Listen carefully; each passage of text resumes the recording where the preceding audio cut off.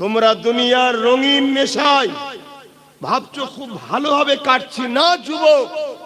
এ দুনিয়া বড় কঠিন জায়গা। মুরব্বীদের কাছে কখনো বসবে, জিজ্ঞেস করবে, তোমার দাদুদের কাছে বসবে, নানাদের কাছে বসবে, এ দুনিয়া যে কত বড় প্রতারণার জায়গা, কত বড় যে ধোঁকার জায়গা, কত বড় যে স্বার্থপরের জায়গা, তাদের কাছে বসবে কেন? তারা তোমার থেকে 50 বছর বেশি দুনিয়াদারি করছে।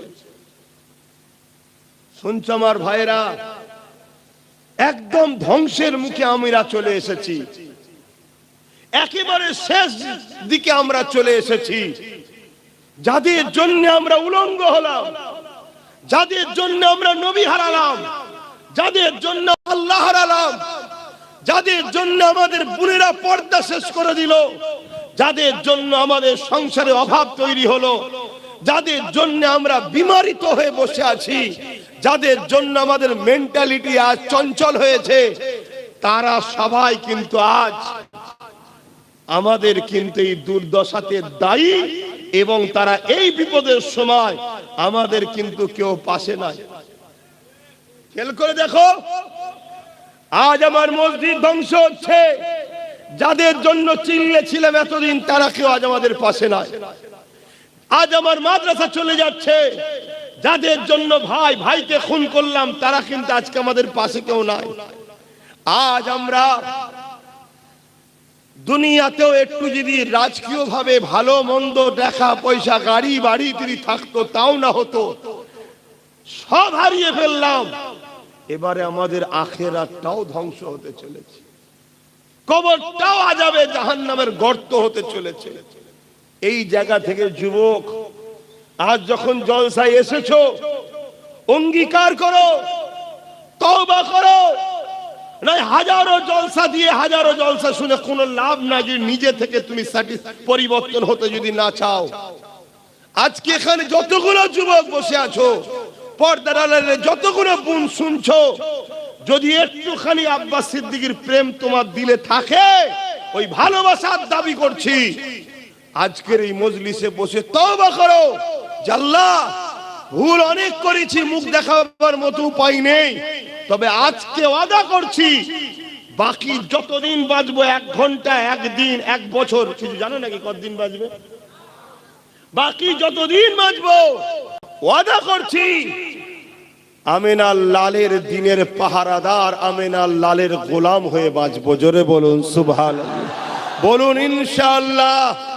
আমার সঙ্গে সহমত যারা হতে পারবেন হাত তুলে সাক্ষী দেন। ঠিক বলছেন? কথা ঠিক বলছেন তো নাকি? আল্লাহ এই হাতগুলো কবুল করে নেন, এদেরকে আপনার হাবিবের গোলাম হিসাবে কবুল করেন, এদেরকে আপনার হাবিবের পেয়ারা উম্মত হিসাবে কবুল করেন। বলুন আমিন। নবীর গোলাম হও। নবীর গোলাম যারা হয় তাদের দাম কখনো মেটে না। কয়েকদিন আগে কলিকাতায় কোনো একজন খেলোয়াড় এসেছিল, জানেন? দুনিয়ার মানুষ তার পিছনে ছুটছে, তার পছন্দ তার কাছে, আমি একটু ইখতিলাফে যাচ্ছি না, তবে আমাদের কাছে ওদের দাম ছিঁড়া জুতোর থেকেও কম। একদম অতি সত্য কথা বলছি, অতি সত্য কথা বলছি। কেন? ওদের দ্বারা সমাজে নেশা বাড়ছে, ওদের দ্বারা সমাজে বিহায়াপনা বাড়ছে, ওদের দ্বারা রেপ বাড়ছে, ওদের দ্বারা সমাজের কোন গরিবের কোন কল্যাণ হয় না, ওদের দ্বারা সমাজে কোন সভ্যতা, জাস্টিস, ইনসানিয়াত আসে না, ইনসাফ আসে না। যে মানুষের দ্বারা সমাজে ইনসাফ, ইনসানিয়াত আসে না, তাদেরকে আমরা ছিঁড়া জুতোর থেকেও মূল্য কম দিই। কিন্তু যার ভালোবাসা তার কাছে, আমি তাদের উপর আঘাত করছি না, কারো প্রেমে আঘাত করছি না, কিন্তু এটা বুঝাতে চাইছি কেন এ উম্মতে মুহাম্মাদি তোমরা কার নেশায় ছুটছো, কাদের পিছনে ছুটছো? কিছুদিন আগে অনেক বড় বড় খেলোয়াড় ছিল যাদের লোক নামই ভুলে গেছে, যাদের খেলা কেউ দেখতেও যায় না, যাদের সঙ্গে সেলফি তোলার আর কেউ নেই, তারা এলে কেউ গুরুত্বও দেয় না। তা আজকে যার গুরুত্ব দিচ্ছে, কাল তার দশা কিন্তু ওই বিগত বড় খেলোয়াড়ের মতনই হবে।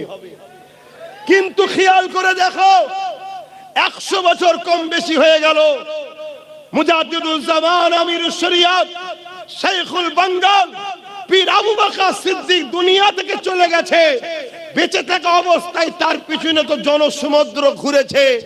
100 বছর চলে যাওয়ার পরেও যত নতুন নতুন ছেলে দুনিয়ায় আসছে, শুধু মুসলমান নয়, নেতা কেতা সবাই আবু বকর আবু বকর আবু বকর দাদা হুজুরের জন্য ছুটছে। জোরে বলুন সুবহানাল্লাহ, আরো জোরে বলুন সুবহানাল্লাহ।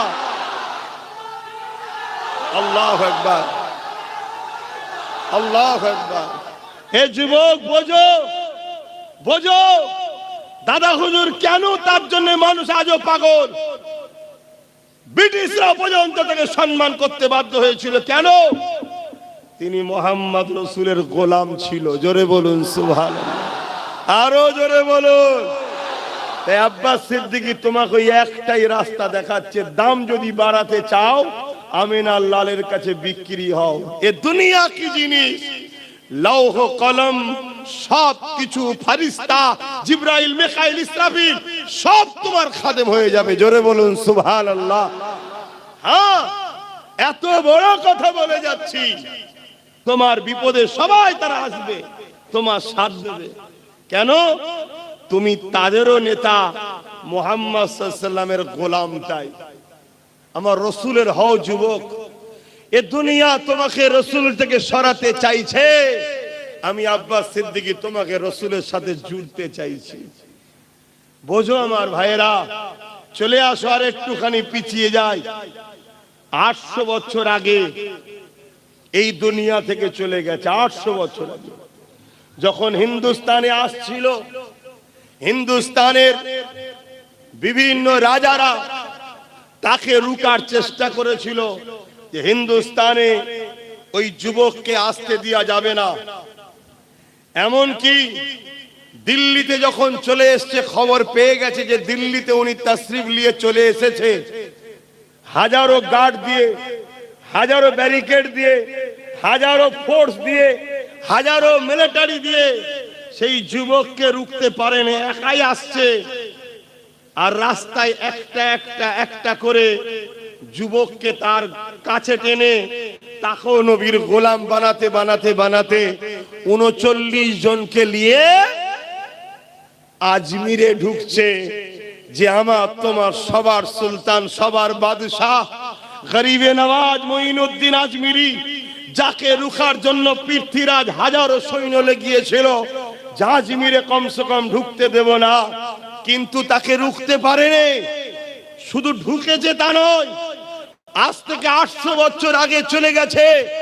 আজও মুসলিম অমুসলিম দেশে CM PM DM M JM আছে, সবাইকেই বাবা গরিবে নওয়াজের কাছে যেতে হয়, সবাইকেই সম্মান জানাতে হয়। এর কারণ কি? তিনি মোহাম্মদ রসুলের গোলাম ছিল, তাই আজও দাম বাড়ছে। জোরে বলুন সুবহানাল্লাহ, আরো জোরে বলুন আল্লাহ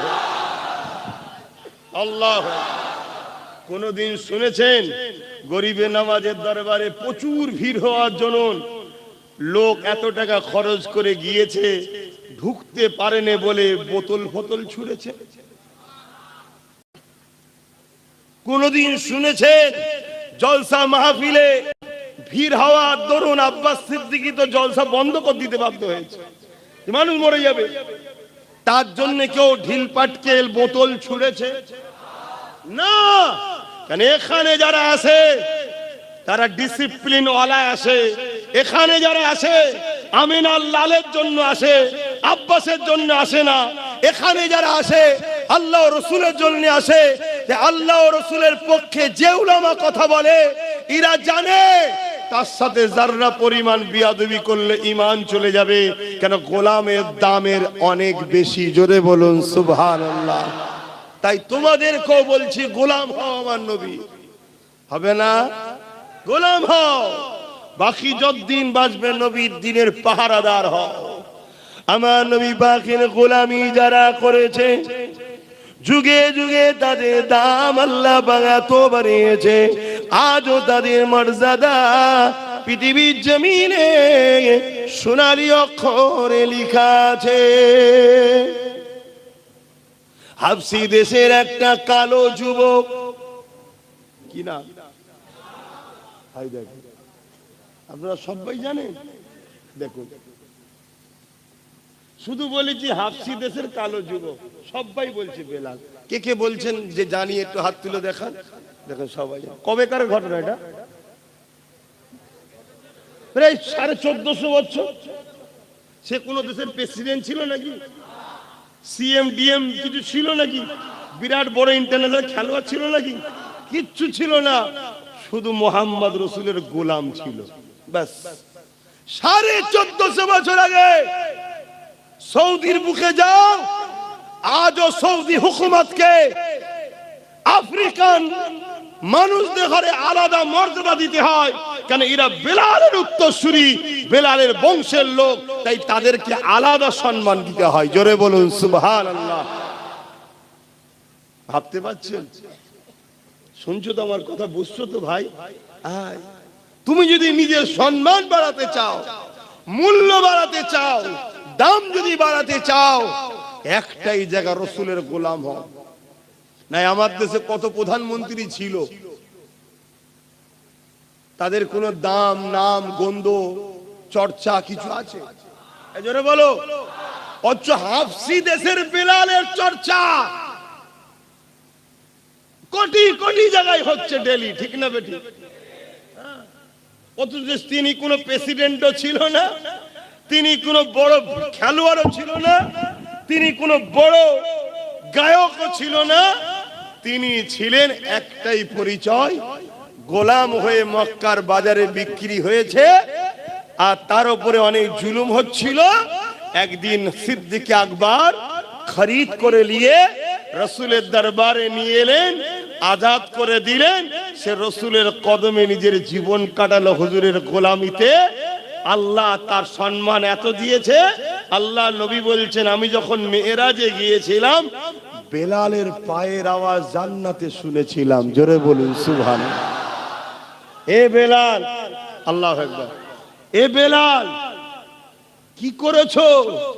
হুজুর আপনার গোলামি করেছি। আল্লাহ নবী খুশি হয়ে বললেন, বেলাল তোমার জন্য একটা খবর আছে। কি খবর? ভাববেন, যে লোকটা, যে ব্যক্তিটা গরিব হওয়ার দরুন এ বাজারে ও বাজারে সে বাজারে এরম বিক্রি হতো, তখন মানুষ কিনা বেচা হতো, আমার নবী খরিদ করলো। আরে আবু বকরের যা সবটাই রাসূলুল্লাহ, আমরা তো সেই ঈমান রাখতে পারিনি, তিনাদের ছিল। নবীর গোলাম হওয়ার জন্য তার সম্মান কোথায়? এবার শুনুন, অবাক হয়ে যাবে। তোমরা তো আল্লাহর কোনো বাজারে বিক্রি হওয়া ছেলে নয়, তোমাদের বাপ দাদু সব ইসলামের। বেলাল হুজুরের বাপ দাদু গরিব মানুষ ছিলেন, তিনি বিক্রি হয়েছেন, হয়ে হয়ে হয়ে হয়ে রাসূলুল্লাহর কদমে এসেছেন। আর নবী তাকে কিনেছে এবং নবী সে গোলামি করেছে, করার দরুন সম্মান কত। আল্লাহ নবী বলছেন, বেলাল যেদিন কিয়ামত হওয়ার পরে জান্নাতে ঢোকা হবে, সর্বপ্রথম বেলাল তুমি কিন্তু জান্নাতে ঢুকবে। জোরে বলো। আল্লাহ নবীকে হযরতে বেলাল হুজুর বলছে, হুজুর আমার কি মাজাল আছে, হুজুর আপনি তো আগে যাবেন। আল্লাহ নবী বলছে, হ্যাঁ জান্নাতের দরজা আমার জন্যই খোলা হবে, কিন্তু যে সওয়ারির উপরে আমি থাকবো ওই সওয়ারির লাগাম বেলাল তোমার হাতে থাকবে। লাগাম যার হাতে থাকে সে পিছনে থাকে না আগে থাকে? তাহলে তুমি তো আগে পা রাখবে। জোরে বলুন সুবহানাল্লাহ।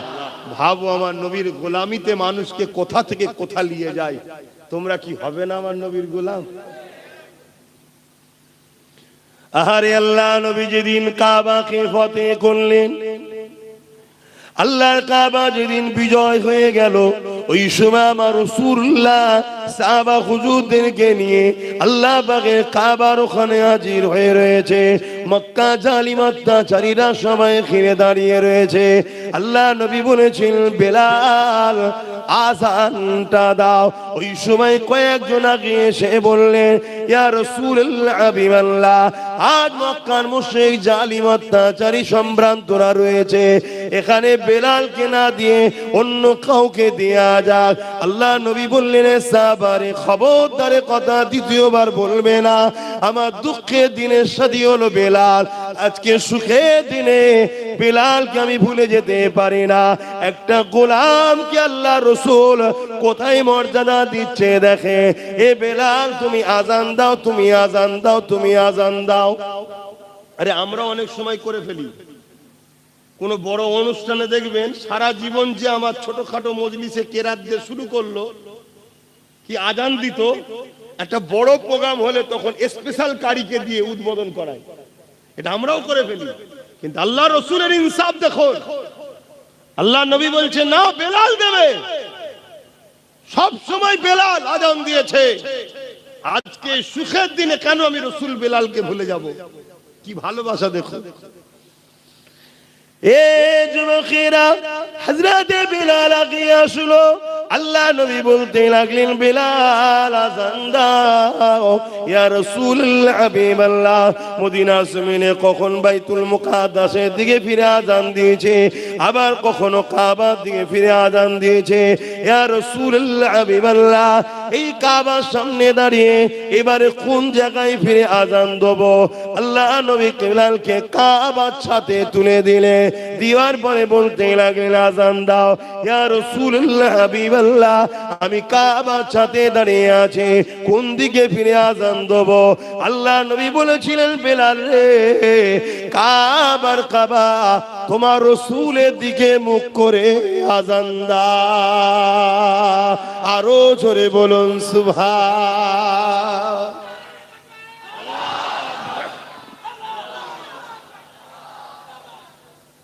হাজার হাজার সব মক্কার ভিআইপিরা দাঁড়িয়ে দাঁড়িয়ে দেখছে, দেখে সব আলোচনা করছে যে মুহাম্মদ সাল্লাল্লাহু আলাইহি ওয়াসাল্লাম দেখ একটা হাফসি দেশের কালো গোলামকে দিয়ে কাবার মাথায় তুলে আজান দিচ্ছে। আল্লাহর ঘরের মাথায় উঠে পড়েছে বেলাল হুজুর, কিসের বাদাউলতে?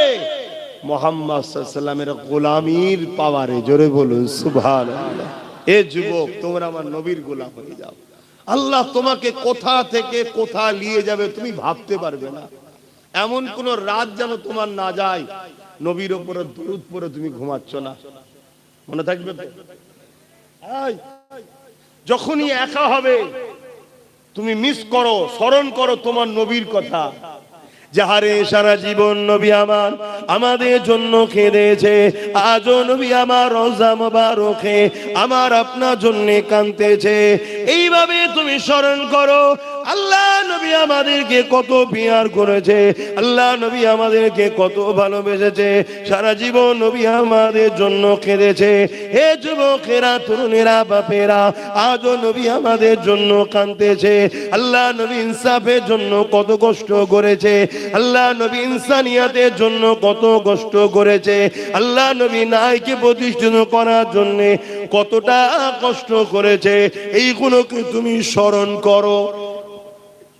সেই নবীর উম্মত হয়ে আমি গান শুনতে যাব না, সেই নবীর উম্মত হয়ে আমি ফাংশনে যাব না, সেই নবীর উম্মত হয়ে আমি পরের হক মারব না, সেই নবীর উম্মত হয়ে আমি শরাব পান করব না, সেই নবীর উম্মত হয়ে নবী যেটা নারাজ করে ওই কাজ আমি করব না।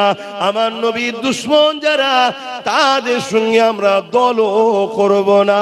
এইভাবে নিজেকে নিজে বুঝাও, নিজেকে নিজে পরিবর্তন করো যে আমার উচিত নবীর দ্বীনের প্রতিষ্ঠার, মসজিদ, মাদ্রাসা, কবরস্থান, ঈদগাহ, ওয়াকফকে বাঁচানো।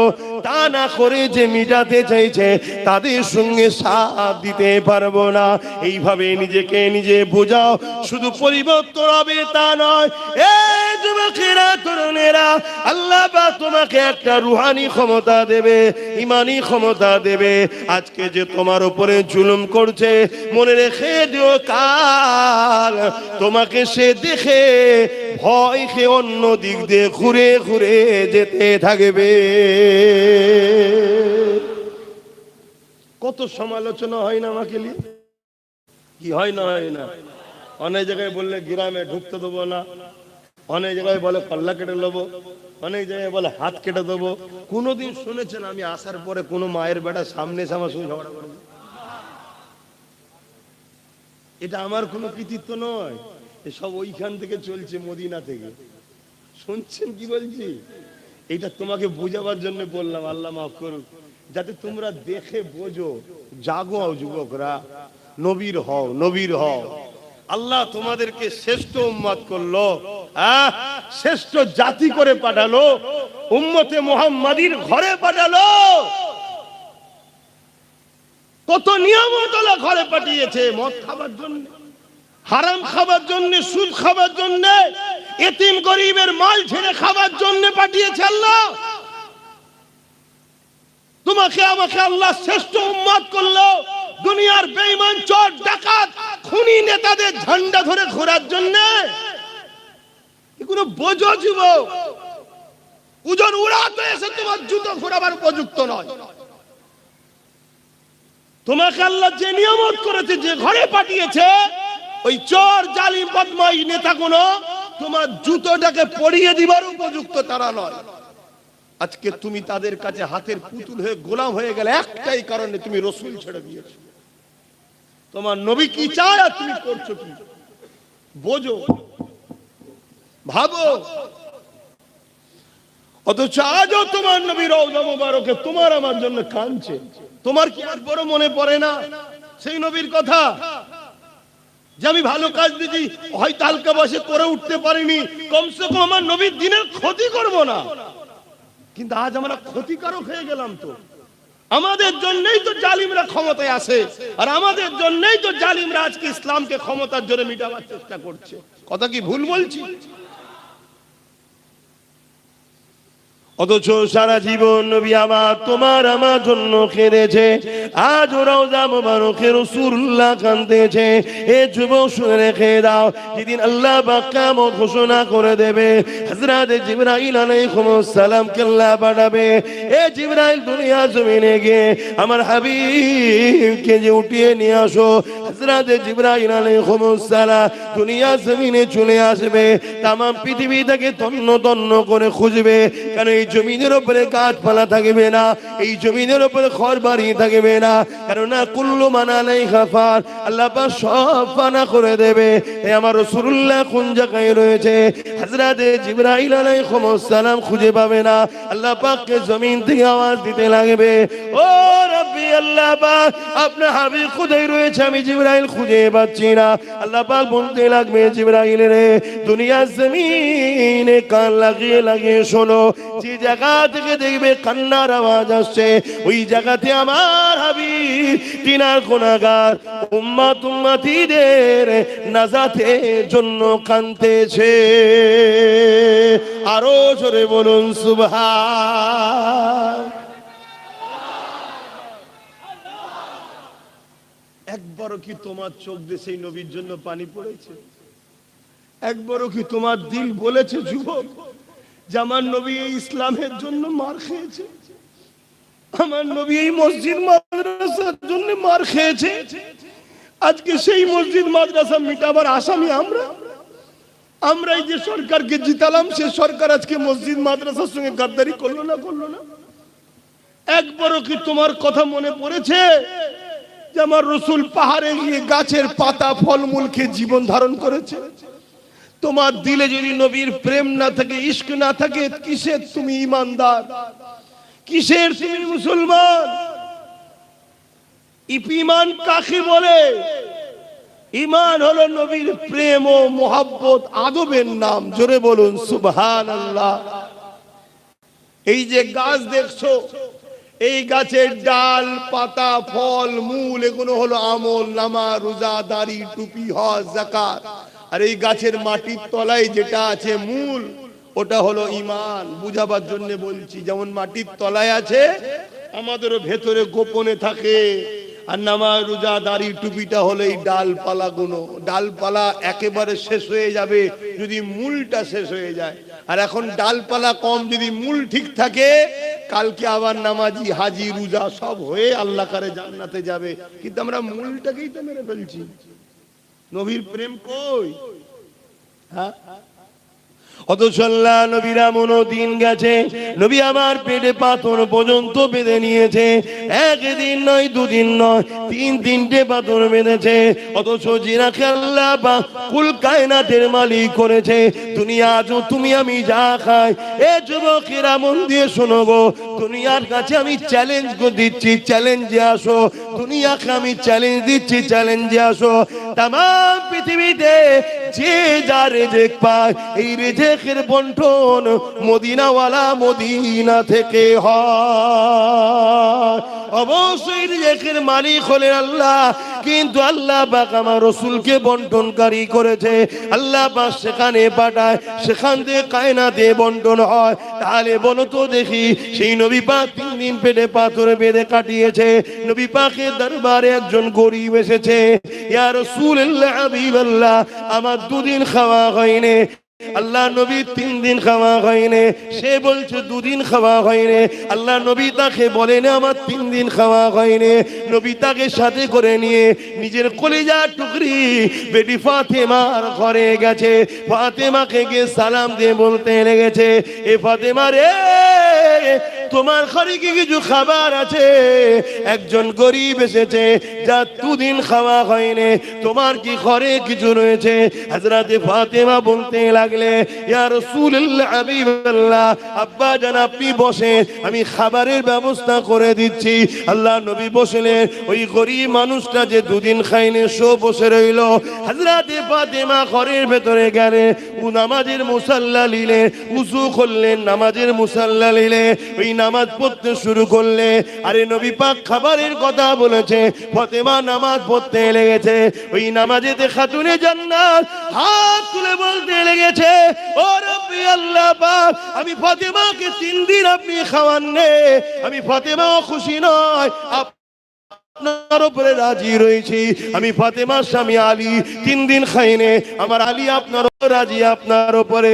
তবে আল্লাহ পাক আমার দরবারে এমন একজন মেহমান নিয়ে এসেছে, তিনি যদি জানতে পেরে যায় ফাতেমা 3 দিন খাইনি, মনে দুঃখ নিয়ে ঘরে ফিরে যাবে।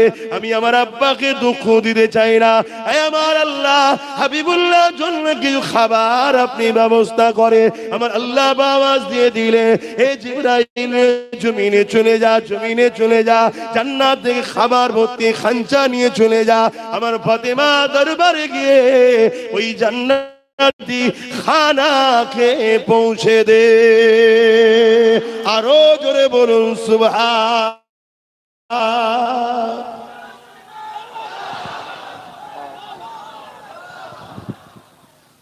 আমাদের কারো বাড়ি আছে যে একদিন খাওয়া হয়নি? একটা কেউ হাত তুলে বলুন যে একদিন খাওয়া হয়নি। অথচ আমার বললো না যে ইসলাম বিদ্বেষীরা আমাকে 1000 1500 ফ্রিতে ভিক্ষা দিচ্ছে কেন? একবারও ভাবেন? ভেবেছে কি? আরে ভালো ভালো আলেম সাহেব, মলি সাহেব ঘরে, হাজি সাহেবের ঘরের বইয়েরাও ভাতা নিচ্ছে না লাইনে ভান্ডারের টাকা। একবারও ভাবলো না যে জনগণের টাকা, দেশের টাকায় লক্ষ্মী নাম দেবে কেন? দেশের কোন স্বাধীনতা সংগ্রামীর নাম দিতে পারতো, লক্ষ্মী নাম দিল কেন? এটা আমার গায়ের ধর্মের ভাইদের বিশ্বাস হলো লক্ষ্মী হলো অর্থ দেবী। আপনারা মানেন? কোথায় আমাদেরকে শেষ করলো? এই যে পয়সাটা খালেন, কোথায় শেষ করলো আমাদেরকে?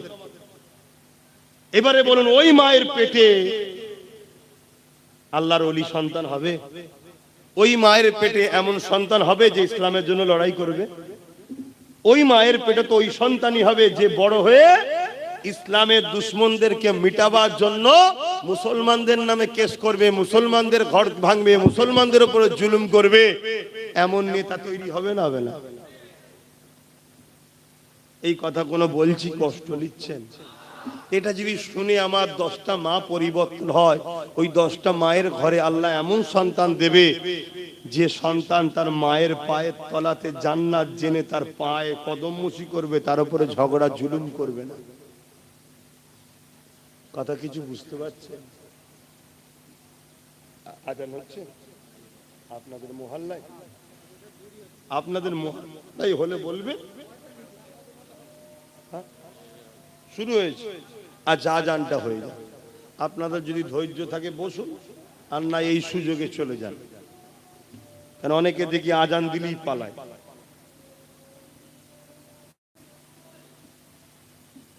সাড়ে সাতটা।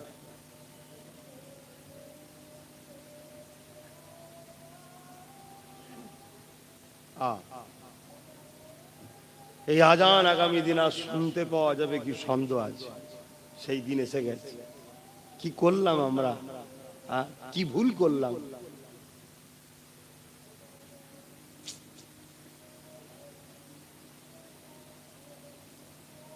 সাল্লাল্লাহু আলাইহি ওয়াসাল্লাম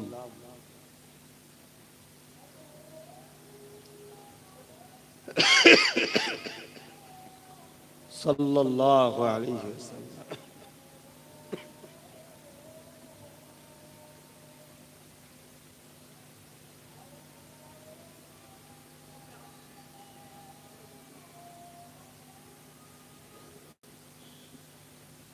লা হাওলা ওয়ালা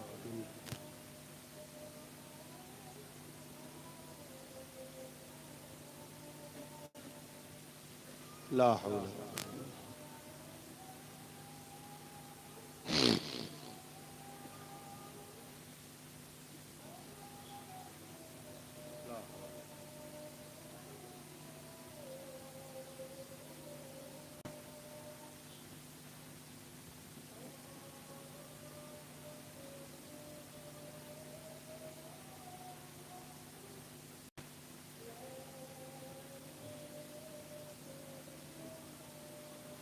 اللهم رب هذه الدعوة التامة والصلوات القائمات محمد الوسيلة الفضيلة الدرجة الرفيعة وصفه مقام محمود الذي وعدته إنك لا إله إلا درود الشريف اللهم صل على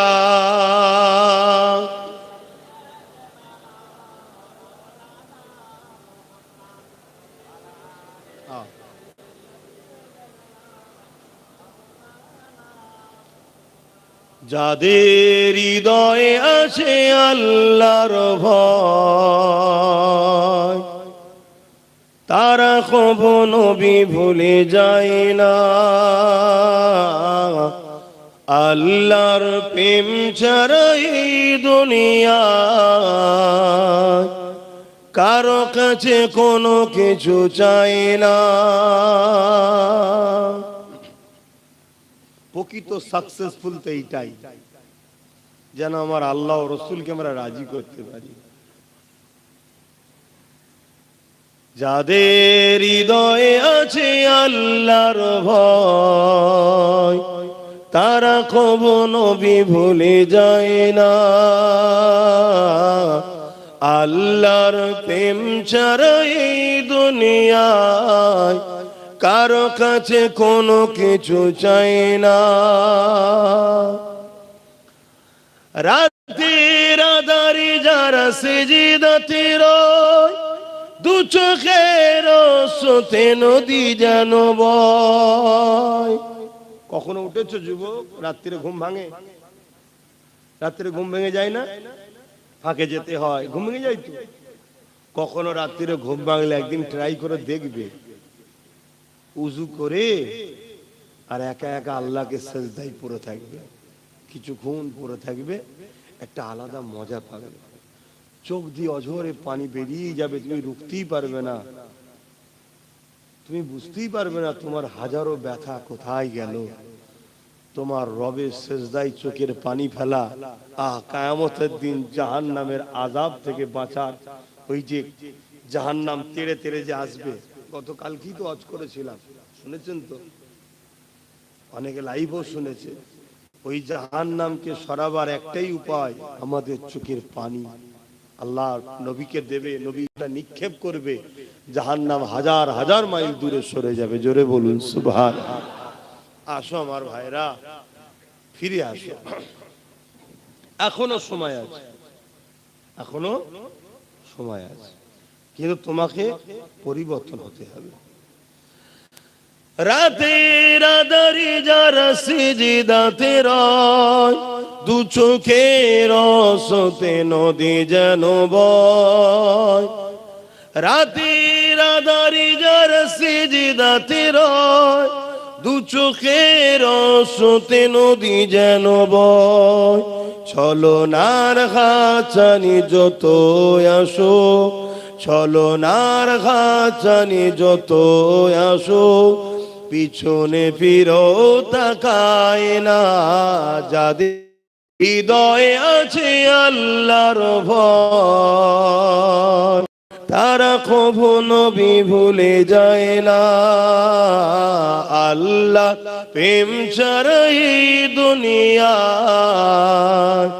কারো কাছে কোনো কিছু চাই না। আল্লাহুম্মা সাল্লি আলা।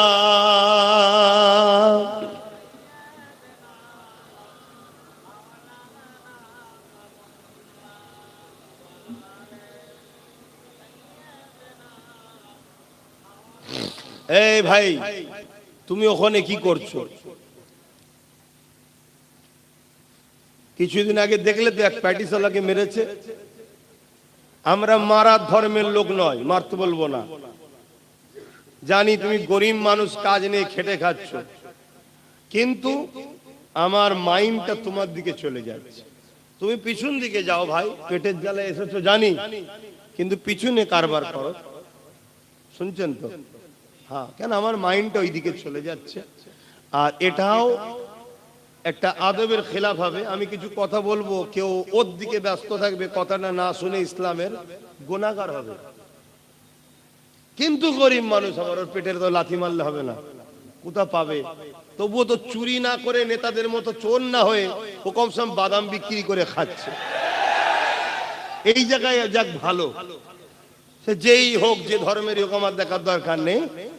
কমসে কম নেতাদের মতো চোর তো নয়। এতিম, গরিব, বিধবা, অসহায়, দেশের মাল হারামখোরগুলো যেভাবে খাচ্ছে, সে কাজ তো করেনি। কিন্তু আমি অনুরোধ করব ভাই, আপনি একটু সাইডে সাইডে করে, তাহলে আমার মাইন্ডটাও ঠিক থাকবে। তো যাই হোক ভাইয়েরা আমার, কি কথা বলছিলাম বলবেন তো? হ্যাঁ, আমাদের অনেকবার অনেক জায়গায় আমাদের ছেলেদের ব্যবসা করতে যাওয়ার জন্য মেরে দিয়েছে। তোমাদের এই দত্তপুকুরে মনে আছে, কোন এক মেলাতে ক্লাবের মধ্যে ঢুকে গলায় দড়ি দিয়ে মেরে দিয়েছে। তোমরা হয়তো অনেকে ভুলে গেছিলে, আজকে বললাম বলে মনে পড়লো। ঠিক করে বলো, স্মরণ ছিল কি? কিন্তু আমি ভুলিনি, আমি ভুলিনি। আর এই সব কিছুর জন্য দোষী আমার কম, অন্য কাউকে আমি দোষ দেবো না, অন্য কাউকে দোষ দেবো না। চোরের কাজ চুরি করবে, ডাকাতের কাজ ডাকাতি করবে, বাড়িওয়ালা যদি দোষ না করে, চোর ডাকাত চুরি করতে পারে না। আমরা দোষ করেছি, ঘরের দরজা খুলে শুয়েছি, আর ঘরে মাল আছে, কানে কানে সবাইকে শুনিয়েছি। ওই পুকুরে যে বলেছে, বুবু জানিস তোর ভাবি, তোর দাদা আজকে আমাকে 5 ভরির একটা হাড় দিয়েছে, আয়, ওইটা চলে গেল একদম পুরো দ্রুত খবর। তাহলে চোর তো আসবেই। তাহলে দোষ আমরা করছি, ঠিক তেমনই রাজনীতির ক্ষেত্রেও দোষ আমরা করেছি। তাই আজকে আমরা চারিদিকে খুন হচ্ছি, মার খাচ্ছি। আমি ছোট্ট একটা কথা বলে আবার ওইদিকে চলে যাচ্ছি। এমন একটা প্ল্যান তৈরি করা হচ্ছে, সাপ দেখলে আমরা কি করি? জোরে বলো, কেন মারে? কেন মারে? আমরা তো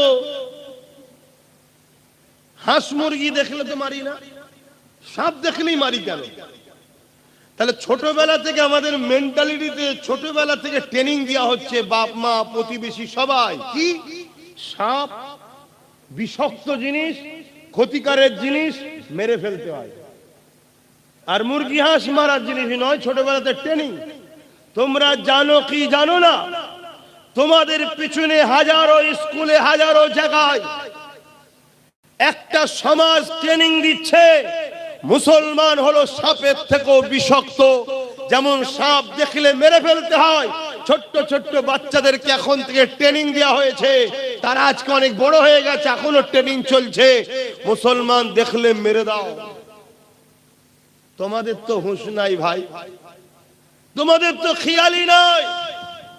সমাজে ট্রেনিং দেওয়া হচ্ছে, মুসলিম মেয়েদেরকে রেপ করলে পাপ হয় না, পুণ্য হয়। মুসলিম মেয়েদেরকে তুলে নিয়ে আসো, চাকরি দেওয়া হবে। গল্প বলছি না, আমার কাছে সব ভিডিও আছে। কিন্তু তোমাদের তো হুঁশ নাই, তোমাদের একটাই খেয়াল, আমার চোর নেতা আর 5 বছর কি করে থাকবে, এর জন্য নিজের কওমকে খুন করতে হয় কর, ঘর ভাঙতে হয় ভাঙ, যা করতে হয় কর, তাতে আমি জাহান্নামে যাই তাও ভালো, আমার নেতা যেন 5 বছর বেঁচে থাকে। এই করে 79 বছর আমার কওম করছে না, করে না বলে?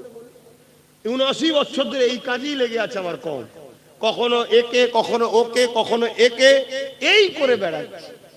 একবারও ভাবলো না কমসে কম আমার বাচ্চার কি হবে, আমার নতুন প্রজন্মের কি হবে। আরে আমি ইসলামের যদি উপকার করতে নাও পারি, আমার ইসলামের ক্ষতি যেন না হয়ে যায়, এটাও তো ভাবা দায়িত্ব আছে না? না, কিন্তু আজ একটু হলেও যুবকরা জাগেছে, তাই তো নাকি? কিন্তু আমার তো ভয় হচ্ছে তোমাদেরকে আবার নতুন করে বিভিন্ন প্ল্যানে কিনে লিয়া হবে না তো? আবার তোমাদের মাইন্ডকে ডাইভ করে না তো? কেন এআই এর সময়, ভিডিও এডিট করার সময়, গলার ভয়েস চেঞ্জ করার সময় আব্বাস সিদ্দিকীকে নিয়ে নানা রকম চক্রান্ত করা চলছে না, চলে না? তারপরে আবার এমনও হতে পারে কালকে, শুনছেন, কালকে আমার থেকে তোমাকে সরাবে বলে আবার নতুন কোন মুসলমানদের মাসিয়াকে দিয়ে দল খুলিয়ে দিতে পারে, যে 10 জন আছে 5 জন 5 জন করে দে, সেও মরবে আমিও মরবো, 10 জন এক জায়গায় হলে বেঁচে যেতাম। এরম তো প্ল্যান পরিকল্পনা হতে পারে না, পারে না? এই সব কিছু চিন্তা করে আমি ঘুরে বেড়াই, এই সব চিন্তা করি ঘর দিন রাত ধরে। আমি একটা বাহ্যিক দেখছেন সুস্থ, কিন্তু মেন্টালি খুব চাপে আছি, শুধু তোমাদের চেষ্টা, বাঁচাবার চেষ্টা। কখনো কখনো ভাবি আমার মতো পাগল কে আছে? নিজের বাচ্চা নিজের পরিবারের কথা ভাবি না, নিজের বাচ্চার সঙ্গে পরিবারের সঙ্গে সময় দেওয়ার সময় পাই না, এদেরকে বাঁচাবার জন্য ভাবি। আর যখন হজ করি, এদের মধ্যে থেকে অনেকে বসে বসে হাসে, মজা লাগে, কি করে না করে ভাবি। এরপরও মনে হয় যে কমসে কম এরা যদি নাও ভাবে, চেষ্টা করি। ওই যে বসে আছে, ওই যে তোর ছেলে, তাই তো, ওইগুলোর জন্য যদি কিছু করে যেতে পারি, এখন থেকে চেষ্টা করছি। দেখো দেখো ফাইসাল্লাহ আল্লাহর হাতে, আমার তো কাজ চেষ্টা করা, তুমিও চেষ্টা করো। আসেন যে আলোচনা করছিলাম, কি আলোচনা করতে গিয়ে আজান হয়ে গেল জানো?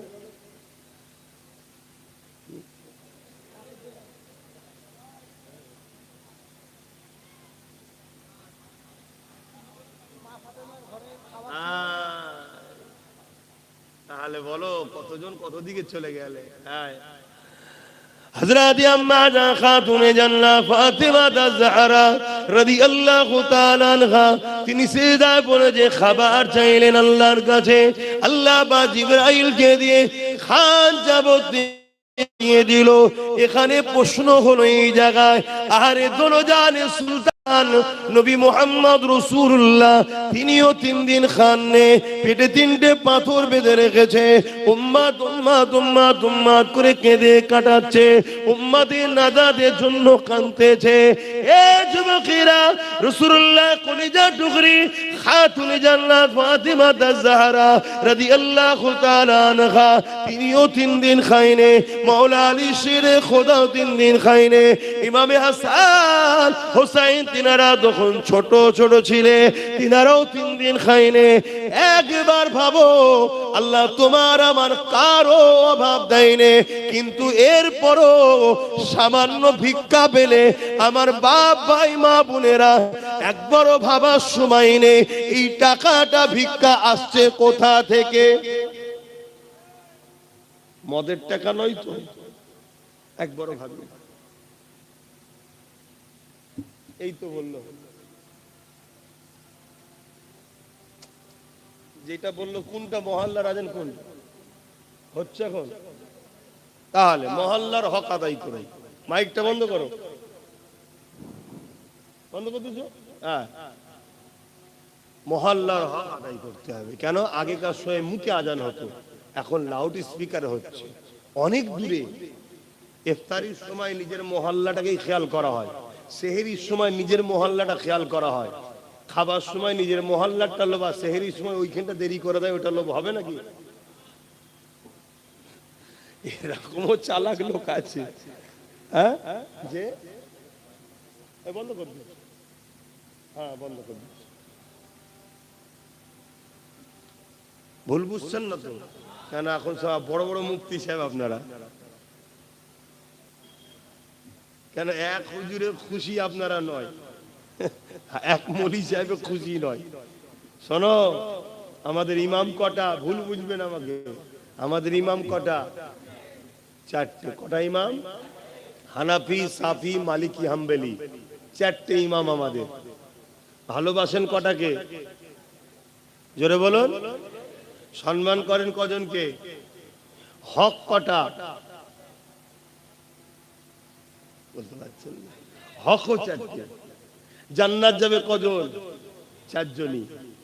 মানেন কজনকে? একজনকে। তাহলে চার ইমামই হক, চারজনই আহলে সুন্নাত ওয়াল জামাত, চারজনই ঠিক, চারজনই জান্নাতি, চারজনকেই সম্মান করি, চারজনকে ভালোবাসি, কিন্তু মানি? তাহলে উলামা আহলে সুন্নাত ওয়াল জামাতের পীর পীরজাদা সবাই ভালো, সবাই হক, সবাই ঠিক, যে কিন্তু মানবেন কজনকে? এটা আছে কি আমাদের? এই নেই বলেই তো আমরা পাগলা হয়ে যাচ্ছি। আমার 5 দাদু ছিল, 5টা দাদু, সব মুরিদি ফুরফুরা দাদা হুজুরের, কিন্তু যে দাদা হুজুরের বড় সাহেব জাদার সঙ্গে উঠা বসার লেনদেন, বাকি সবাইকে ভালোবাসতো, সম্মান করতো, পিয়ার করতো, কিন্তু ফলো করতে একজন। কেউ মেজো হুজুরের হাতে বায়াত, বাকি চারজনকে ভালোবাসতো, সম্মান করতো, পিয়ার করতো, কিন্তু ফলো করতো মেজো হুজুরকে। যে সেজো হুজুরের হাতে বায়াত, বাকি চারজনকে ভালোবাসতো, মহব্বত, কিন্তু সেজো হুজুর আব্বাজান ফলো করতো। যে হুজুরের কাছে বায়াত হয়েছে সে হুজুরকে ফলো করতো, বাকি সবাইকে সম্মান ভালোবাসতো। যে ছোট হুজুরের বায়াত, ছোট হুজুরকে ফলো করতো, বাকি সবাইকে সম্মান ভালোবাসতো। আরে মন তো একটা, কজনকে খুশি করবেন? একজন বলছে ডান দিকে যে, একজন বলছে বাঁ দিকে যে, আপনি তো মুরিদ পাগলা হয়ে যাবেন। তো সম্মান সবাইকে করব, কিন্তু মানবো একজনের কথা। এটা হবে তবে আপনার জন্য বাঁচার সুবিধা। আমার কথায় কষ্ট নিলে? এটা নীতির কথা বলছি, শরিয়াতের কথা বলছি, তাতে হিংসা করার কিছু নেই, আর রাগ করারও তো কিছু নেই। কথা বুঝে আসছে তো? হযরতে খাতুনে জান্নাত হুজুরের কথা বলছিলাম। তিনি ওই খাঞ্চা পাঠালেন হুজুরের খেদমত আমার নবীর কাছে। আল্লাহর নবী যেই খাবারটা নিয়েছে, জান্নাত তৈরি যার জন্য, জান্নাত তৈরি যার নূর থেকে, তিনি কি চিনতে পারবে না খানা কোথা থেকে এসেছে? যেই খানাটা নিয়েছে, আবার খানা থালে, খাবারটা ফুলটা হোক যাই হোক, খাদ্যটা থালে রেখে দিয়ে ভেতরে এসেছে, ফাতেমা খাবার পেলে কোথা থেকে?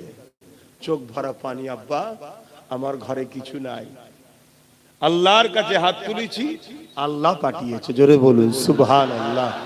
আমাদের বাড়ির কেউ বিপদে পড়লে আল্লাহর কাছে হাত তুললে আল্লাহ সাথ দেয়? বলবেন তো? 5 বছর 10 বছরও দোয়া করছে, হচ্ছে কেন? হযরতে হাসছো কেন? হাসার জিনিস কি? তাহলে হাসছো কেন? হযরতে মুসা আলাইহিস সালাম তুর পাহাড়ে যাচ্ছে, মন দিয়ে শোনো। যাবার সময় পাহাড়ের নিচে একটা লোকের সঙ্গে দেখা হয়েছে, যে খুব কাঁদাকাটি করছে। মুসা নবীকে দেখে মুসা নবীর কাছে অনুরোধ করছে, হুজুর আমি দীর্ঘ 40 বছর ধরে আল্লাহর কাছে একটা দোয়ার জন্য কাঁদছি, আমার দোয়া কবুল হচ্ছে না। কত বছর? 40 বছর। হুজুর আপনি যান একটু আল্লাহকে যে বলেন। মুসা নবী তো অবাক, 40 বছর! যে আল্লাহ এত দয়ালু, যে আল্লাহ এত দয়ালু, যে মুসা নবীরই একটা উম্মত একদিন শরাব পান করত, প্রতি রাত্রিরে নতুন নতুন মেয়েকে নিয়ে আসতো, একদিন সে এক গরিব মেয়ের পাল্লায় পড়ে তার উপরে দয়া দেখিয়ে তাকে নোংরা নাপাক না করে তাকে অর্থ দিয়ে বোন বলে তার সামনে তওবা করেছিল, আল্লাহ তার দরজায় লিখে দিয়েছিল গায়েবী ভাবে যে তওবাকারী আল্লাহ একে পছন্দ করে নিয়েছে। জোরে বলুন সুবহানাল্লাহ। সেই আল্লাহ তো 40 বছর দোয়া কবুল করেনি। তো মুসা নবী গিয়ে বলছে আল্লাহ ওর দোয়াটা কবুল করেন। আল্লাহ বলছে ওর দোয়া কবুল করব না। কেন? ও হারাম খাই। কেন? কি খায়? তাহলে হারাম খেলে দোয়া কবুল? আল্লাহ মাফ করেন আমাদের। কি যে হচ্ছে জেনে অজেনে আল্লাহই জানে। অনেকে অজানাতেও তো খেলছে। এই যে বিস্কুট বাজার থেকে কিনে খাচ্ছি ওর মধ্যে কি দিয়ে রেখেছেন কে জানে। একদিন সোশ্যাল মিডিয়ায় দেখলাম চায়ের সাথে গোবর মিশাচ্ছে। আমি সেই দিন থেকে চা খাওয়া ছেড়ে দিয়েছি। কথা বুঝে আরো কত কি করছে। আমাদেরকে শেষ করার জন্য কিভাবে উঠে পড়ে লেগেছে। সেই জায়গায় আমরা কি একটু ভাবছি যে কিভাবে বাঁচবো? কমসে কম ডেলি তো তওবা করো, ডেলি তো আল্লাহর কাছে পানাহ চাও। কমসে কম ইচ্ছা করে ভুল যেন না হয়, ইচ্ছা করে যেন হারাম না খাওয়া হয়। এটা বাস্তব কথা বলছি। অনেক সময় অনেক পার্টির পক্ষ থেকে পিকনিক দেওয়া হয়, ফ্রিতে খাওয়ানো হচ্ছে।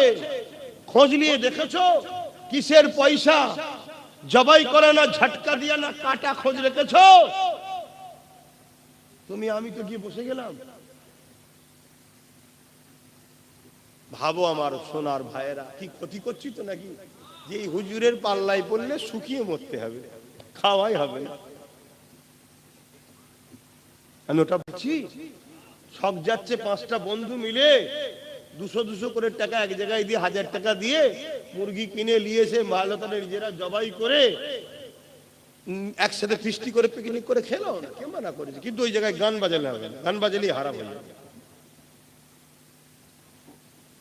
হযরতে ফাতেমা হুজুরের সংসারের খবর শোনো তাহলে কেমন হলো। এমনি তারা জান্নাতি নারীদের সর্দার হয়নি। আরো একটা খাতুনে জান্নাতের কথা বলছি। এ যুবকেরা, তরুণেরা, হযরতে ফাতেমা আয-জাহরা রাদিয়াল্লাহু তাআলা আনহা দুনিয়া থেকে চলে যাবার সময় হয়েছে। হযরতে মাওলা আলীর কোলে, স্বামীর কোলে মাথা দিয়ে হযরতে ফাতেমা আয-জাহরা রাদিয়াল্লাহু তাআলা আনহা রয়েছে। এমন করে চোখকে বন্ধ করে রেখেছে, একেবারে দুনিয়া থেকে চলে যাবার শেষ সময় হয়ে গেছে। হযরতে মাওলা আলী কাঁদে, স্ত্রীর মাথাতে হাত বুলাতে লাগে, খাতুনে জান্নাতকে বলতে লাগে, এই ফাতেমা, জীবনে কোনোদিন আমার কাছে কোনো বাইনা তুমি করলে না, জীবনে কোনোদিন আমার কাছে কোনো জিনিস তুমি চাইলে না, কোনো জিনিস চাইলে। যে হালে স্বামী রেখেছে, স্বামী তো রাখে না, রেখেছে কে? আমি তো ওসিলা, সেইটাতেই রাজি। তা হযরতে মাওলা আলী বলছে আজকে জীবনের একটা আশা, তুমি একটা কিছু আমার কাছে চাও, কখনো তো চাইলে না, একটা কিছু চাও। হযরতে ফাতেমা হুজুর চোখ খুললেন, মুচকে এসে বলছেন, আমার প্রাণের স্বামী, আমি গাওয়া দিচ্ছি, আপনি হলেন শ্রেষ্ঠ পুরুষ, আমি আপনার উপরে রাজি আছি। জোরে বলুন সুবহানাল্লাহ। আল্লাহ নবী বলছে ওই স্বামীটাই হলো শ্রেষ্ঠ পুরুষ যাকে তার স্বামী সার্টিফিকেট দেয়, আমি আপনার উপরে রাজি আছি। শুনছেন তো?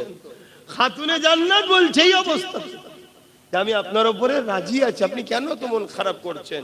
তারপরেও মাওলা আলী বলছে, ফাতেমা, এটা আমার জীবনের একটা শখ, তুমি আমার কাছে একটা কিছু চাও।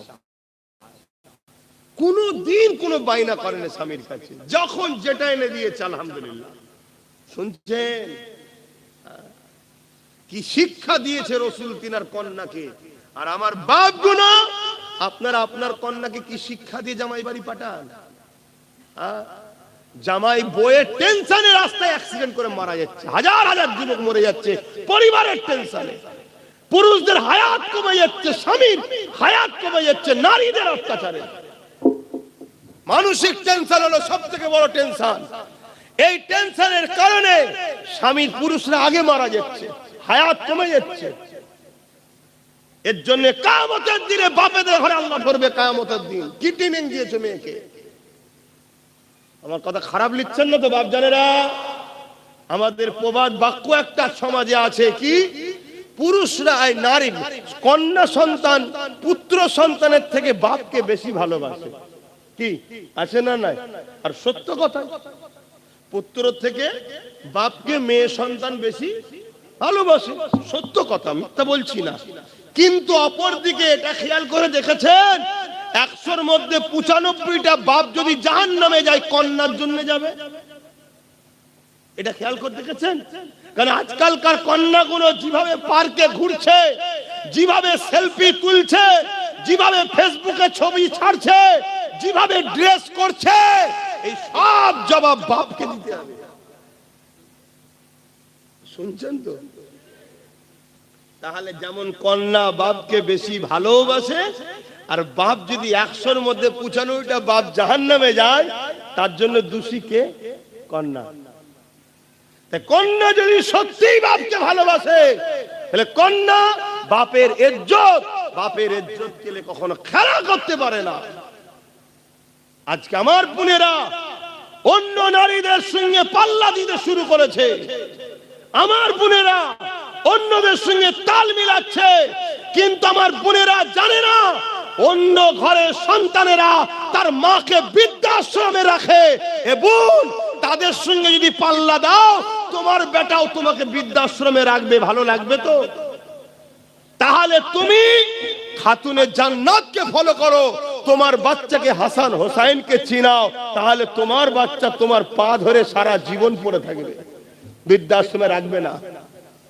আজকে তুমি নিজের সৌন্দর্যকে দেখাবার জন্য সেলফি তুলে আপডেট করে দিলে, কাল তোমার পেটের বাচ্চাটা যদি আলেম হয়, আর দুনিয়ায় যেই ফতোয়া দিতে যাবে আর অমনি বলবে, এই বলি সাহেব ফতোয়া রাখ, দেখ তোর মা দেখ কি করছে, তাহলে তোমার বাচ্চাটার মাথা হ্যাট হবে না? একটু ভেবে ভেবে মা বোনেরা পা ফেলো। এই বলার অধিকার আছে তো নাকি? না মনে মনে সব রাগ করছে যে এই হুজুরের আর সাথ দেবো না, সাথ না দিলে আমি জাহান্নামে চলে যাবো নাকি? দুনিয়া আসল জায়গা নয়। লড়াই করতে আল্লাহ বলেছে, করছি। সে লড়াই ধর্ম নিয়েও হচ্ছে, সমাজনীতি নিয়েও হচ্ছে, রাষ্ট্রনীতি নিয়েও হচ্ছে। সব বিষয়ে লড়াই করার ইসলাম হুকুম দিয়েছে না দেয় না? করছি। ফাইসাল্লাহ চিন্তা করি না, ফাইসাল্লাহ ওপরে হয়, জমিনে হয় না। ফেরাউনকে বাদশা কে বানিয়েছিল? নমরুদকে কে বানিয়েছিল? আজকে আমাদের ফেরাউন গুলোকে কে জিতাচ্ছে? এর দুটো কারণ, মোমেনের ইমানের টেস্ট হবে, আর জালিম মুনাফিক মুসলমানকে শেষ করা হবে। আজকে জালিমরা যদি মোমেন মুসলমানকে মেরে ফেলে, এই মোমেন মুসলমানদের অসুবিধা আছে? এই জোরে বলেন। সেদিনে বেলাল হুজুরকে পরীক্ষা নেওয়া হয়েছিল, উমাইয়াকে দিয়ে, আবু জেহেলকে দিয়ে। হযরত বেলাল হুজুরের অসুবিধা ছিল? আজকেরও মোমেন যারা আছে তাদেরকে পরীক্ষা নেবে তো আল্লাহ, কিন্তু জালিম মুনাফিক যারা আব্দুল্লাহ ইবনে উবাইয়ের মতো, তাদের কিরা শেষ করে দেবে। হযরত ফাতেমা আয-জাহরা রাদিয়াল্লাহু তাআলা আনহাকে যখন হযরত মাওলা আলী বারবার বললেন, হে ফাতেমা, মনের বড় ইচ্ছা একটা তো কিছু আমার স্ত্রী আমার কাছে চাইবে। হযরত ফাতেমা হুজুর মুচকে এসে বললেন, আপনি যখন চান আপনি আমার স্বামী হন, আপনার খুশির জন্য আমি ফাতেমা আপনার কাছে একটা আপেল খেতে চাইছি, সেব খেতে চাইছি। এ নজওয়ানেরা, আমার আম্মা জানেরা, আমার বোনেরা, এ দুনিয়া দুদিনের,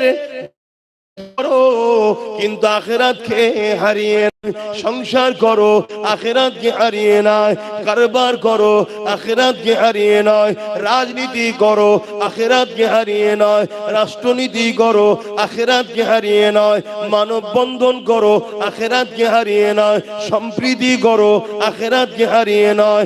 আজ কিছু মুসলমান আছে সম্প্রীতির নামে গায়রুল্লাহর কাছে গিয়ে মাথা নত করছে। আজ কিছু মুসলমান আছে সম্প্রীতির নামে গায়রুল্লাহর উৎসবে চলে যাচ্ছে। এ যুবকেরা গায়রুল্লাহ তাবেদারি করতে লেগেছে। এটাকে সম্প্রীতি বলে রে, এটাকে ভণ্ডমি বলে। যে ভণ্ডমির জন্য মুসলমান তুমি মুশরিক হয়ে যাচ্ছ। কিন্তু মনে রেখে দিও, ইসলাম সম্প্রীতি করার অধিকার দিয়েছে, ইজাজত দিয়েছে। কিন্তু সম্প্রীতির নামে আল্লাহ দ্রোহী হয়ে যেও না, ইসলাম থেকে বেরিয়ে যেও না। কি গো, আমার কথা ভুল হচ্ছে নাকি? কত নেতা দেখছেন না আজকাল মুসলমান নাম, আদৌ তারা মুসলমান নয়, মুশরিক হয়ে গেছে, যাক তারপরও মুসলমান নাম। সম্প্রীতির নামে গায়ের ইসলামদের ধর্মীয় অনুষ্ঠানে গিয়ে হই হই করছে না, করে না? এক কথা বলেন। আরে অনেক হাজি সাহেব, পাজি সাহেব, তারা এইসব করে করে অনেকে মরেও ভূতে চলে গেছে। সব সাইজ হচ্ছে কবরে লিয়ে। তুমি কি ভাবছো আল্লাহ ছেড়েছিল বলে কি ছাড় দিয়েছে নাকি? হ্যাঁ, কত কষ্ট করে ইসলাম এসেছে জানো? হ্যাঁ, এই পৃথিবীতে মানুষ আল্লাহ ভুলে গেছিল। এই যে এতগুলো লোক তোমাদের রবকে শাহাদত আগুল তুলে সাক্ষী দাও কে? আরো জবান খুলে বলো আল্লাহ আল্লাহ আল্লাহ। এই যে এতগুলো লোক সাক্ষী দিলেন, এটা এত সহজে পেয়েছেন নাকি? এত সহজে পেয়েছেন? আজকে তুমি মুসলমান ঘরে জন্ম হয়ে গায়রুল্লাহকে যে তুমি শিরকের কাজে জড়িয়ে যাবে, আর তুমি মনে করছো আমি ছাড় পেয়ে গেছি নাকি? আসেন এই কথাটা বলে সংক্ষেপ করব। নামাজের ব্যাপার রয়েছে। হযরতে খাতুনে জান্নাত ফাতেমা জাহরা হুজুর যখন বলে দিলেন, হযরতে মাওলা আলী বড় খুশি হয়ে খাতুনে জান্নাতের মাথা মোবারককে, স্ত্রীর মাথাকে স্বামী মাওলা আলী কোলে থেকে নেবে তাকিয়াতে দিয়ে বালিশের উপরে দিয়ে এমন করে রওনা দিয়েছে। বাজারে গিয়ে একটা আপেল কিনেছে, সেব কিনেছে। এত কম পয়সা ছিল, একটাই মাত্র কেনার মতো অর্থ ছিল। ওই পয়সা দিয়ে কিনে নিয়ে যখন রওনা দিয়েছে, কয়েক কদম আসার পরে এক মুসাফির ক্ষুধার্ত গরিব আটকেছে। ও নবীর জামাতা, ও হযরতে মাওলা আলী, আয় আলে বায়াত মাওলা আলী, আমি বড় ক্ষুধার্ত, তোমার হাতের আপেলটা আমাকে খেতে দাও। পরীক্ষা শুরু হলো আল্লাহর। শুনছেন? আল্লাহর পরীক্ষা শুরু হয়ে গেল। এ নজওয়ানেরা, হযরতে মাওলা আলী মনের মধ্যে হচ্ছে, আরে জীবনের প্রথম আমার ফাতেমা, আমার স্ত্রী আমার কাছে একটা আপেল খেতে চেয়েছিল। এদিকে গরিবটা আমার ক্ষুধার্ত চাইছে। দিনের মনের মধ্যে তুফান চলতে লেগেছে। ফাতেমাকে দ্বিতীয় কিনে দিবার মতো অর্থ পয়সা নাই। আরে আল্লাহ আমাকে গাড়ি দিয়েছে, বাড়ি দিয়েছে, কিনা দিয়েছে, তাদের উসিলাতে পেয়েছি। কমসে কম ইসলামের যদি উপকার করতে না পারো, যুবকরে ক্ষতি করো না, আর ক্ষতিকারকদের সঙ্গে দলটা করো না। এই যুবকেরা, তরুণেরা, বাঁচাবার জন্য বলছি, লিবার হয় নেবে, না নিবার হয় নাও নেবে, জবাব আল্লাহর কাছে দেবে। হযরতে ফাতেমা জাহরা রাদিয়াল্লাহু তাআলা আনহার কথা বারবার মনে পড়ে। হযরতে মাওলা আলী শত শেষে ফয়সালা করে ফেললো। ওই ফলটাকে নিয়ে চোখ ভরা পানি নিয়ে ওই গরিব মুসাফিরকে দিয়ে দিল। এই যুবকেরা, তরুণেরা, মন মরা করে চোখ ভরা পানি নিয়ে হযরতে ফাতেমা হুজুরের কাছে হযরতে মাওলা আলী এসে হাজির হয়ে যায়। হযরতে ফাতেমা হুজুর হযরতে মাওলা আলীকে দেখে আসে আর মুচকে মুচকে বলে, আমার প্রাণের স্বামী রে, ফলটা যদি আমাকে খাওয়াতেন আমি খুশি হতাম, আপনি খুশি হতেন, কিন্তু গরিবকে ফল দেওয়ার জন্য আমার আল্লাহ আমার আপনার উভয়ের উপরে খুশি হয়েছে। আরো জোরে বলুন সুবহান আল্লাহ। সেই নবীর উম্মত আমরা কখনো গরিবকে লুটতে পারি না, আর গরিবকে লুটবে মুসলমান থাকতে পারে না। এটা ভাবো, আমরা সেই জাতি জীবনের একটা বার স্ত্রী চেয়েছে একটা ফল খাওয়াতে, তার ফলটা লিও গরিবকে দিয়া জাতি আমরা। সেই জাতি আজকে গরিব এতিমের মাল যারা লোটে তাদের সঙ্গে দল করে কি করে? তাহলে আমাদেরকে কত খারাপ করে দেওয়া হয়েছে, কত ধ্বংস করে দেওয়া হয়েছে। এই জায়গা থেকে বাঁচাবার চেষ্টা আব্বাস সিদ্দিকী করছে। বলো আমি ভুল করছি?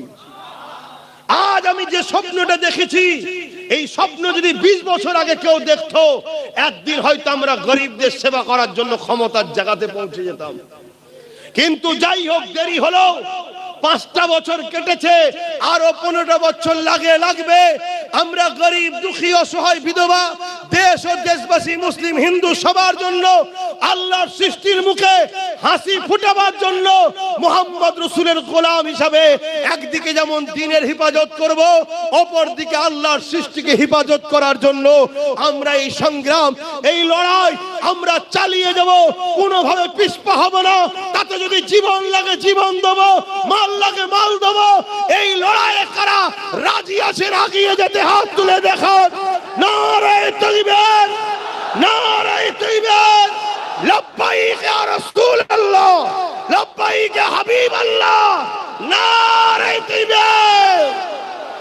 পিছপা হয়ে যাবেন না। বাধা হাজারো আছে, হাজারো পরীক্ষা হবে।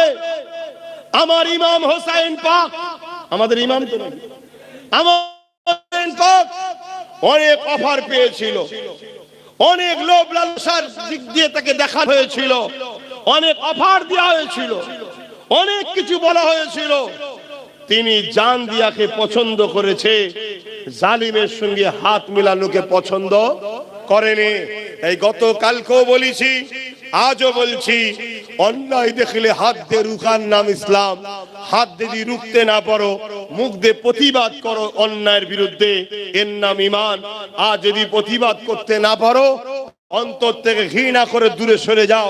তা না করে অন্যায়কে কেউ যদি ভোট দেয় শক্তিশালী করার জন্য, তার মধ্যে ঈমান থাকতে যে মুসলমানগুলো আজও মসজিদ মাদ্রাসার দুশ্মন, মুদি ও দিদির সাথে এখনো রয়েছে, আল্লাহ এদেরকে হিদায়াত করুক। বলুন আমিন। আরো জোরে বলুন আমিন। যদি হিদায়াত কপালে না থাকে, সাবধান, সতর্ক হও। এরা মুনাফিক, বেঈমান, এদের সঙ্গে সম্পর্ক রাখা চলবে না। কেন? কোনদিন মুসলমানের খুন, মুসলমানের বেটা, ইসলামের দুশ্মন, মসজিদ মাদ্রাসা কোরআনের দুশ্মনদের সঙ্গে সহযোগিতা করে তাদেরকে শক্তিশালী করতে পারে না। দুনিয়াদারি, রুজি রুটি, চাকরি বাকরি ছিল আলাদা বিষয়, এখন লড়াই আরো ভিন্ন বিষয়। একদিকে যেমন গরিবের হক, রুজি রুটি, চাকরি বাকরির হক, অপর দিকে এখন আমার ধর্মের দুশ্মনীরা হয়েছে। ঠিক না বেঠিক? আর একটা কথা বলে যায়, মিশকাত শরীফের হাদিস, আল্লাহ নবী বলছেন, কেউ জালিম জানার পরেও তাওহীদকে শক্তিশালী করে, তার সহযোগিতা করে, সে ইসলাম থেকে বেরিয়ে যায়, সে মুসলমান, ইসলামে থাকে না। তাই কেন্দ্র সরকার জালিম, এটা আপনারা মানেন হ্যাঁ কি না? হাত তুলে সাক্ষী দেবেন, মানেন হ্যাঁ কি না? হাত নামান। রাজ্য সরকারকে আপনারা জালিম মানেন হ্যাঁ কি না? কারা কারা মানেন? হাত তুলে তাকান, হাত তুলে দেখান, হাত তুলে রাখবেন, হাত লম্বা করে তুলবেন। এবারে দেখুন আমাদের মধ্যে কারো হাত তুলতে বাকি আছে কিনা দেখুন। কারণ আমাদের মধ্যে মুনাফিক আছে কিনা দেখা দরকার আছে না নাই? জোরে মনে আছে না নাই? যে মাদ্রাসা ভাঙে সে জালিম নয়? দুর্গাপুরে মমতার সরকার মাদ্রাসা ভেঙেছে না ভাঙেনি? যে বলে কোরআন শেষ হয়ে যাবে, উন্নয়ন শেষ হবে না, সে জালিম নয়? মমতা বলেছে না বলেনি? যে আমাদেরকে প্রসাদ খাইয়ে কাফের বানাতে চায় রেশনের মাধ্যম দিয়ে, সে জালিম না জালিম নয়? এরপরও একে জালিম মানতে অস্বীকার যদি করে, সে মুসলমান থাকবে মনে হয়? অতএব রাসূল বললেন, জালিমকে যে সাথ দেয়, অর্থাৎ একে যদি ভোট কেউ দেয়, সে ইসলাম থেকে বেরিয়ে যাবে। রাসূলুল্লাহর হাদিস, মিশকাত শরীফের হাদিস। এটা জাতিকে জানানো দরকার আছে না নাই? তাই প্রত্যেকটা জায়গায় জলসার শেষে একটু বলে দিই, অসুবিধা হচ্ছে? এখন অনেকের মনে হতে পারে, হুজুর জলসাই বলেন কেন, অন্য জায়গায় বলতে পারেন, কেন বলবো না? মসজিদের ভেতরে যদি দুনিয়ার নেতাদের ক্যাডার ঢুকে যেতে পারে ইমাম সেজে, তাহলে আজকে আমি কেন বলতে পারবো না জলসাতে? এখন তো ইমামদের মধ্যে সব ইমাম রাসূলুল্লাহ নয়, সব ইমাম আল্লাহ নয়। অনেক ইমাম আছে এই জালিম শাসকদের দালাল, আছে না নাই? অনেক আছে দালাল। আমি সবাইকে বলছি না, যারা আল্লাহ ও রাসূলের পক্ষে, ওই ইমামের সম্মান ওই গ্রামের মানুষের মধ্যে সবথেকে শ্রেষ্ঠ, কেন সে আল্লাহ ও রাসূলের পক্ষে আল্লাহর ঘরের খাদেম। সে জোরে বলুন সুবহানাল্লাহ। কথা বুঝছেন না, বোঝেন না? হ্যাঁ, কেউ মাইনে লিওয়ার জন্য খারাপ হয় না, কারণ মাইনে কেউ কারো বাপের টাকা দেয় না, আমাদেরই ওয়াকাফের টাকা দেয়। অতএব মাইনে লিই বলে তোর বাপের চামচাগিরি করবে এমন তো নয়, কেন তুই তোর বাপের টাকা তো আমায় দিস না, আমার বাপের টাকা আমায় দিস, ঠিক না বে ঠিক? কিন্তু আমরা তোকে সাপোর্ট করে এমন জায়গায় বসিয়েছি, তুই আর তোর পরিবার মিলে হাজার লক্ষ কোটি টাকা চুরি করে মালিক হয়ে গেছিস। তাই সে জায়গায় বলে যাচ্ছি, সব ইমাম আল্লাহ ও রাসূলের পক্ষে এখন নাই। অনেক মসজিদের মধ্যে ইমাম যখন পার্টির ক্যাডার ঢুকে গেছে, নবিয়ানা মেম্বারে দাঁড়িয়ে ওই পার্টির বিরুদ্ধে আল্লাহ নবীর গোলামদের বলা দরকার আছে না নাই? তাই বলি, বাকি অনেকে বলবে কি বলবে না সেটা তাদের ব্যাপার। কেন অনেক আছে প্রকাশ্য ক্যাডার না হলেও গোপনে গোপনে ক্যাডার, বিরোধী করতে চাই না। কেন বিরোধী করলে যদি মালটা আসা বন্ধ হয়ে যায়, মাসের শেষে রাত্রিরে গাড়ি ঢোকে, মাসের শেষে রাত্রিরে গাড়ি ঢুকছে, বস্তা করে চলেন, জুতোর বাক্স করে চলেন। কি অনেকে হ্যাঁ ঠিক আছে, এখানে নয় ওই জায়গায় একটা ফ্ল্যাট আমার অমুকের নামে করে দাও, এরমও থাকতে পারে। আমিনার লালের কাছে বিক্রি হয়েছি, আমিনার লালের জন্য লড়বো। আজ থেকে লড়ছি না আমি ওই চুচুড়ার মসজিদ তালা মেরেছিল জানেন তো? সেই তালা খোলার সময় লড়াই করে তালা খুলেছি, জানেন তো নাকি? আমি মাঝে মাঝে ভাবি যে আমার জিন্দেগিতে কোনো ভালো কাজ যদি নাও থাকে, এই একটা কাজে আমি ইনশাল্লাহ জান্নাত যাব। আর ওই দিন যত গুনাহ আমার সাথে ছিল ইনশাল্লাহ, আমাদের সবার অবদান নাকি, একার দ্বারা তো কোনো জিনিস বিজয় হয় নাকি, সবার অবদানই খুলেছি আমরা ইনশাল্লাহ। তারাও জিন্দেগিতে কোনো ভালো কাজ করেছে কি জানি না, তবে একটা ভালো কাজ, আল্লাহর ঘরে তালা খুলে নামাজের আওয়াজ করিয়েছি, বলুন সুবহানাল্লাহ। তো যাই হোক, আর কথা বলছি না, এখন নামাজ পড়তে হবে। একটু সালাম দেবো, কেউ কষ্ট পান না তো? সালাম দেবো, ইয়া নবী।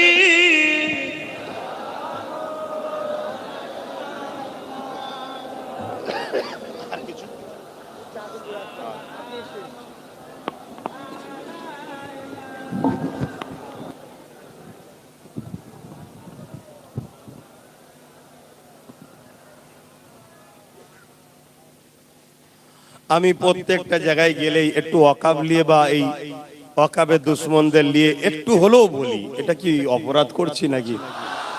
আমার তো মনে হয় জুম্মার দিন থেকে শুরু করে প্রতিটা জায়গায় সবার একটু একটু করে হলেও বলা দরকার। কেন বাবরিকে ভুলে গেছিলাম বলেই কিন্তু ভাঙার সাহস পেয়েছিল। আজকে ওয়াকাবকে যদি আমরা আন্দোলন করা ভুলে যাই, প্রচার ভুলে যাই, একদিন কিন্তু এটাকেও শেষ করে দেবে।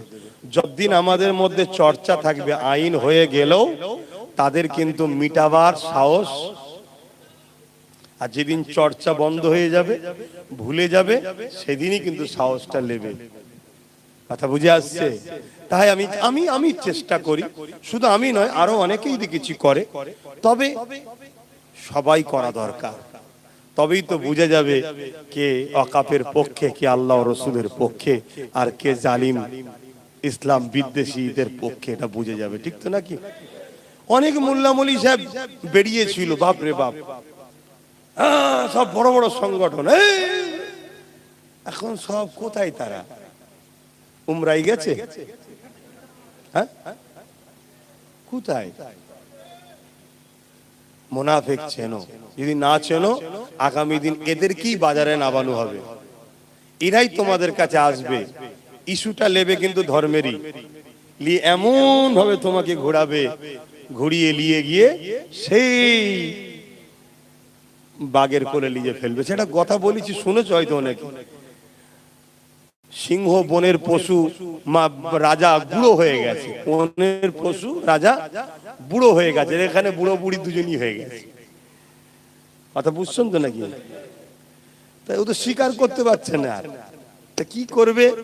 শিয়ালকে বলেছে তুই দেখ, শিয়ালের বড় বুদ্ধি, পণ্ডিত শিয়াল, পণ্ডিত বুদ্ধি করে গেছে গেছে গেছে হরিণ বলছে না, আজ খেটে খুটে খাই, এই ঠিক আছে, আমার রাজা হবার দরকার নেই।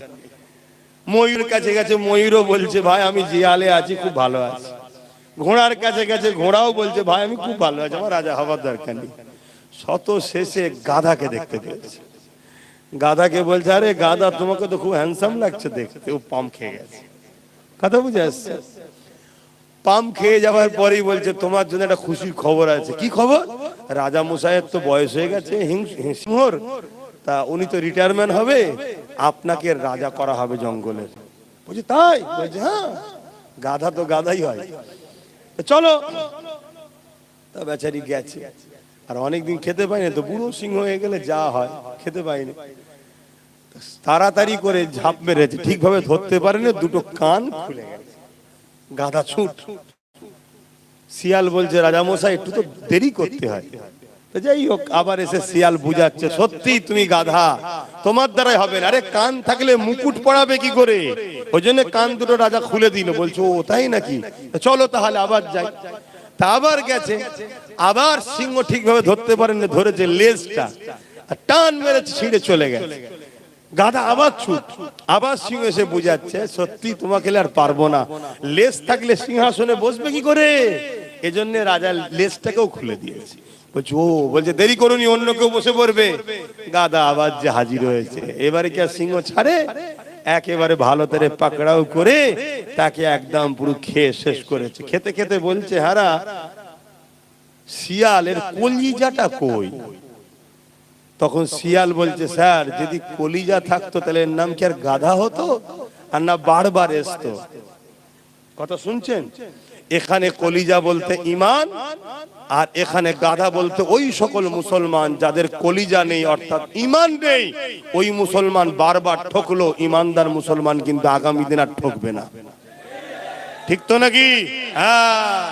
কেন আমরা অনেক হয়েছে, চাকরি দিসনি, হাত দিসনি, সব হয়েছে, এবার আমার আল্লাহর ঘরে হাত দিয়েছিস, নবীর মাদ্রাসায় হাত দিয়েছিস, আর ঈমানদাররা মেনে নিতে পারবে না। বাস আসেন সকলে মহব্বতে সালাত ও সালাম পাঠ করিয়া নবী সালাম ইয়া রাসূল ইয়া হাবিব সালাম সালাওয়াতুল্লাহ। কঠিন হাসরের দিনে কি আছে মোদের কপালে, গুনাহগার উম্মাহ তো আপনার লইবেন সঙ্গে মাহশরে। নবী সালাম ইয়া রাসূল ইয়া হাবিব সালাম সালাওয়াতুল্লাহ। পড়িল আল্লাহ আরো বাণী, পোহালো দুঃখে এর রজনী, হইল জগৎ অনুরানী, আমিনার নয়নের মনি। নবী সালাম ইয়া রাসূল ইয়া হাবিব সালাম সালাওয়াতুল্লাহ।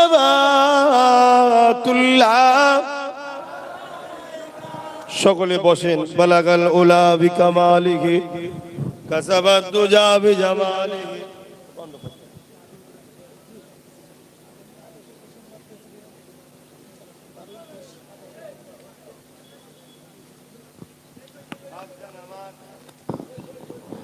ভাইরা শুনছেন,